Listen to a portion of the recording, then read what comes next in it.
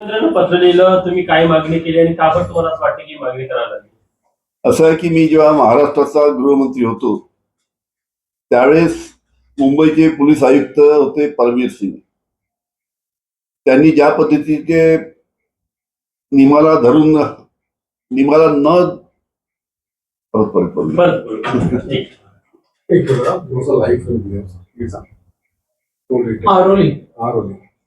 तर तुम्ही मुख्यमंत्र्यांना पत्र लिहिलं आहे, चांदीवाल आयोग सार्वजनिक करावा अशी मागणी केलेली आहे. असं आहे, मी जेव्हा राज्याचा गृहमंत्री होतो त्यावेळेस मुंबईचे पोलीस आयुक्त होते परमवीर सिंग.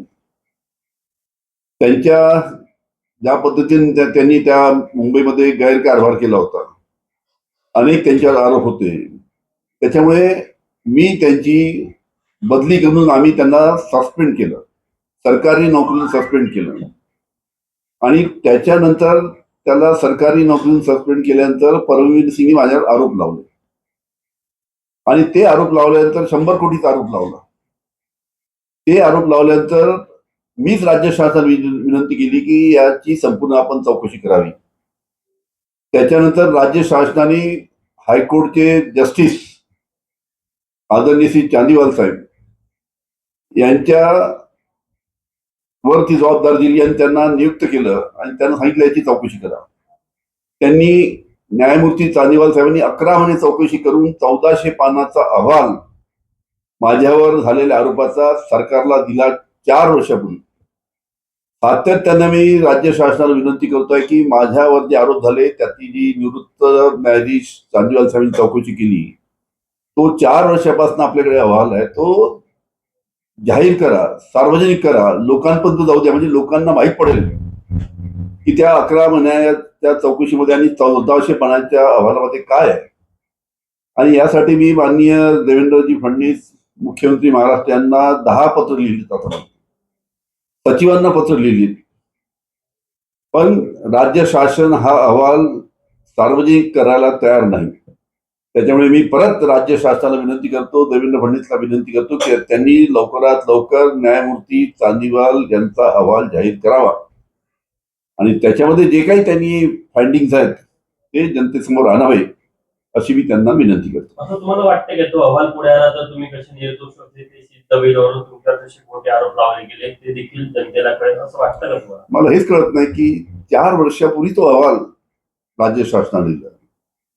मग राज्य शासन हे भारतीय जनता पार्टीचं शासन किंवा देवेंद्रजी फडणवीस हा अहवाल जनतेसमोर का येऊ देत नाही, हा माझा प्रश्न आहे. 10 पत्र लिहिली, 10 पत्र मी देवेंद्र फडणवीस साहेबांना,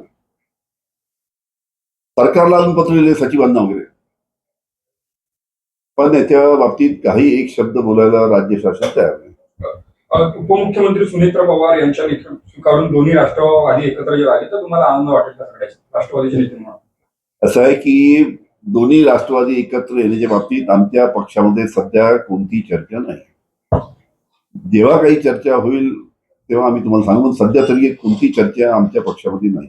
आमदार सुनील शेळके यांनी म्हटलं की अजून वेळ गेलेली नाही, 2 राष्ट्रवादी एकत्र आल्या तर निश्चितच चांगलं होईल.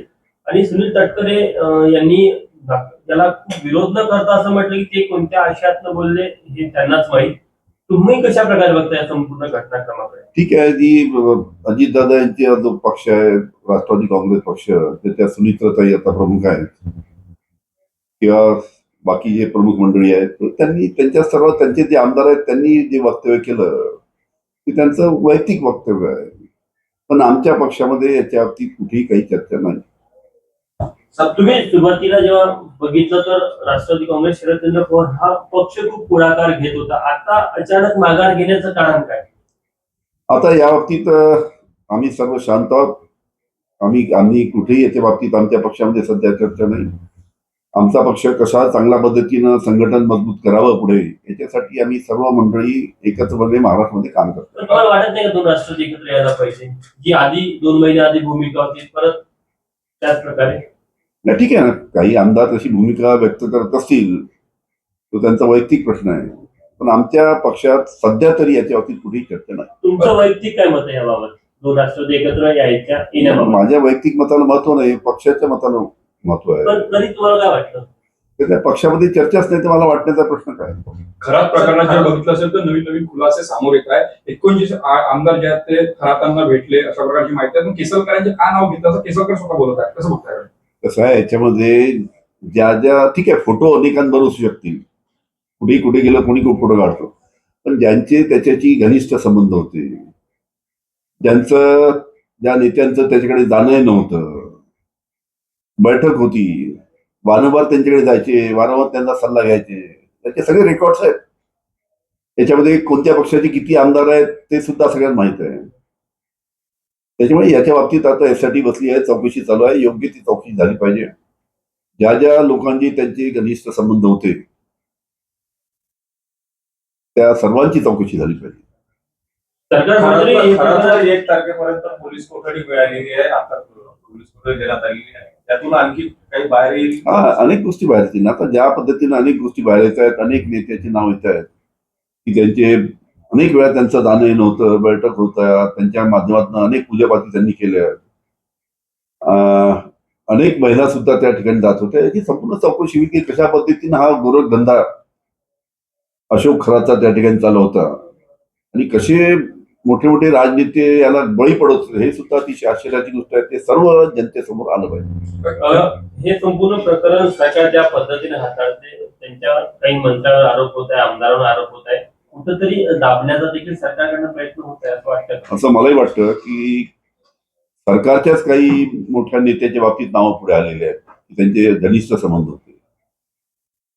फक्त थातून मातून उत्तर देऊन आम्ही त्याच्यावर कारवाई करू असं करू, कारवाई तर झालीच पाहिजे. पण ज्या नेत्यांची, ज्या आमदारांची, ज्या खासदारांची त्याच्यावर अशोक खरात बरोबर बैठकी होत होत्या, वारंवार भेटणं होत होतं, त्यांच्या माध्यमातून पूजापाती ते करत होते, आपला हात दाखवत होते,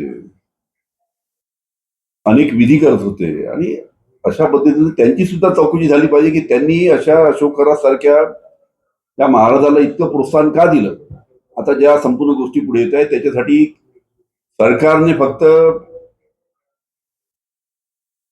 उडत उत्तर न देता कठोर कारवाई त्याच्यावर झाली पाहिजे, ही सर्वांची मागणी आहे. शिवसेनेचे नवनिर्वाचित खासदार शिंदे गटातील ज्योती वाघमारे यांनी वक्तव्य केलं आहे की ऑपरेशन टायगर होणार आहे. राजकारणात नवीन खलबत्ते जे आहे ते महिनाभरात दिसून येणार आहे. कसं होतं? असू शकतील नक्कीच, कारण की याची जेव्हा सखोल चौकशी होईल तेव्हा सत्ताधारी पक्षाचे कोण कोण आमदार आहे, कोण कोण नेते आहे हे संपूर्ण समोर येतील ना. सगळ्यांचे नाव समोर येतील. अनेक नेत्यांची नावं, काही मंत्र्याचे नाव त्याच्यामध्ये आलेले आहेत, काही आमदारांचे नाव सरकारमधल्या त्याच्यामध्ये आलेले आहेत. त्या कोणालाही सरकारने वाचवलं नाही पाहिजे. कुणालाही न वाचवता आपल्या सत्ताधारी पक्षातले जरी नेते असले, आमदार असले तरी त्यांना न वाचवता सगळ्यांवर राज्य शासनाने कठोर कारवाई केली पाहिजे. Thank you.